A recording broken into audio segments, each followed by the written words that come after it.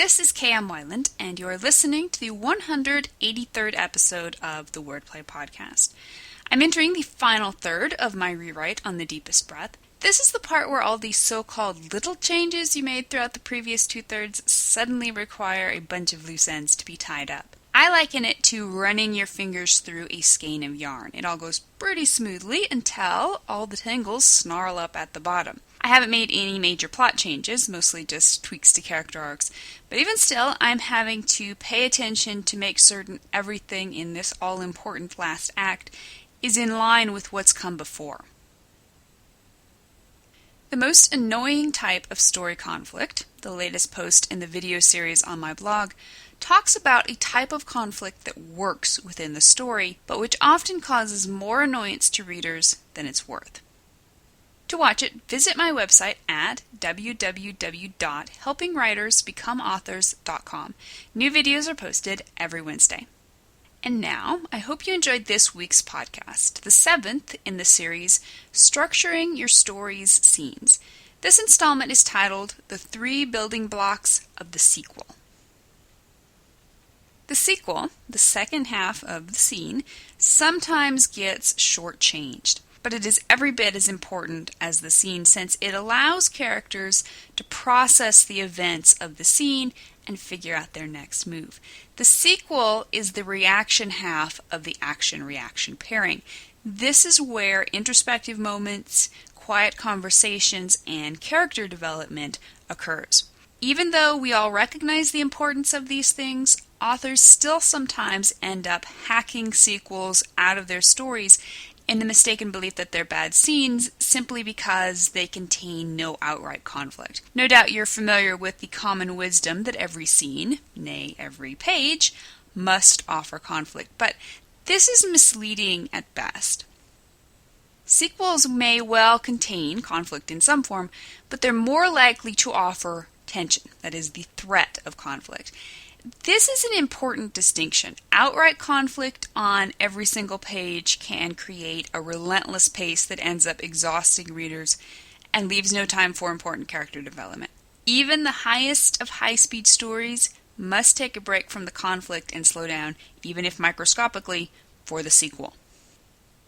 Sequels can be full-blown set pieces that take place over dozens of pages or even multiple chapters. They can also be limited to a paragraph or two of summary. We'll get to that more when we discuss variations on the sequel. For now, suffice it that the sequel is every whit as important as the flashier scene and deserves just as much of our attention.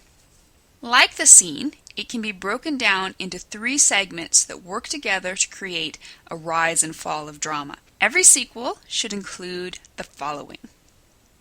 Building block number 1, reaction. Ultimately, reaction is what the sequel is all about.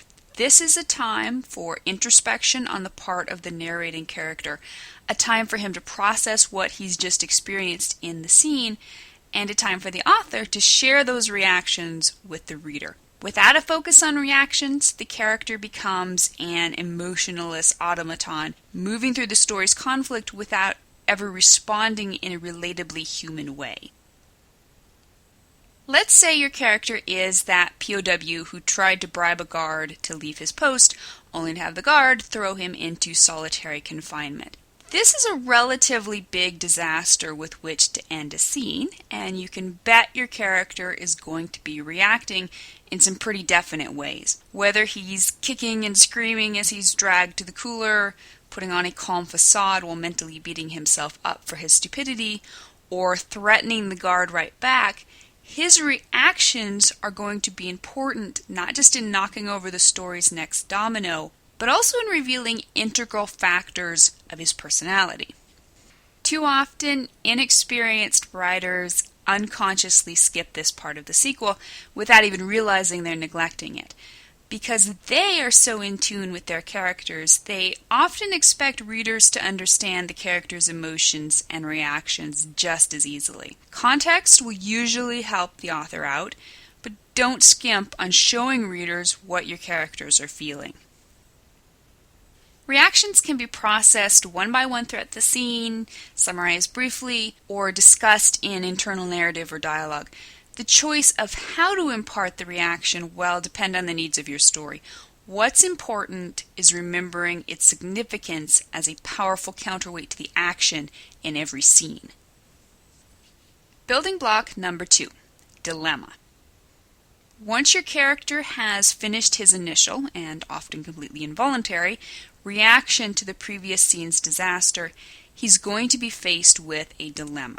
Sometimes this dilemma will be as general as, what do I do now? Usually, it will be more specific. How do I undo the disaster? How do I keep my best friend from finding out the truth? How do I avoid the truant officer when he comes after me? How do I apologize to my son before he leaves? In the case of our POW, his dilemma might be twofold. How do I get out of the cooler and keep from going insane while in the cooler? And once I get out, how can I proceed with my escape plan now that I know the guard can't be bribed? The dilemma is the setup for the next scene. The disaster at the end of the previous scene created a new round of problems for the character. During the sequel, he's going to analyze them so he can appropriately tackle them in the next scene. Often, the dilemma will be pretty obvious from the context. If the POW is moldering and solitary, his problem is pretty obvious.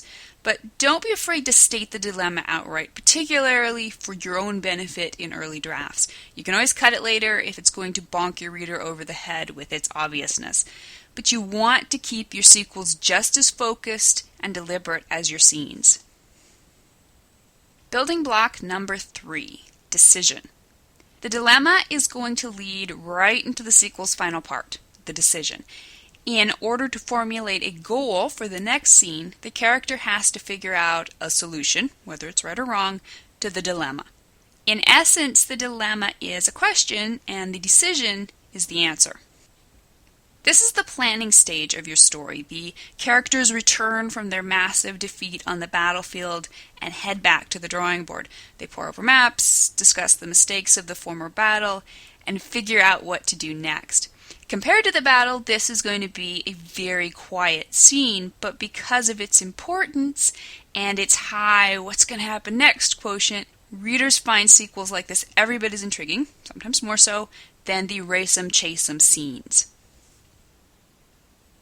Our captured POW is going to enter his concrete cell, sit down, and start thinking furiously. His sequel is probably going to last days or even weeks, since he can't take action until he gets out of the cooler. He might make and remake his decision a dozen times over, if doing so serves the purpose of the story. But by the time the sequel ends and he is set free, he needs to have decided upon his next move, whether it's punching that nasty guard in the face, trying to bribe a different guard, or even just giving up on the escape attempts altogether. Whatever his decision, it will bridge the sequel with the next scene and set up his new goal. So can you see how integral your scenes and sequels must be? They are connected in such a way that to pull even just one will destroy the seamless evolution of the plot. The disaster creates a dilemma. The dilemma forces the character to decide what he will do next, and that decision informs the next scene's goal. So let's take a look at the sequel as a whole in action in the 4th and 5th chapters of Jane Austen's Pride and Prejudice. These chapters take place right after the dance at the Meryton Assembly, where Darcy rejected Elizabeth as a desirable dancing partner. The reaction segment is the general discussion of the dance by all the involved characters. The dilemma is, how should Elizabeth react to Darcy's prideful rejection of her? And her decision is to avoid Darcy.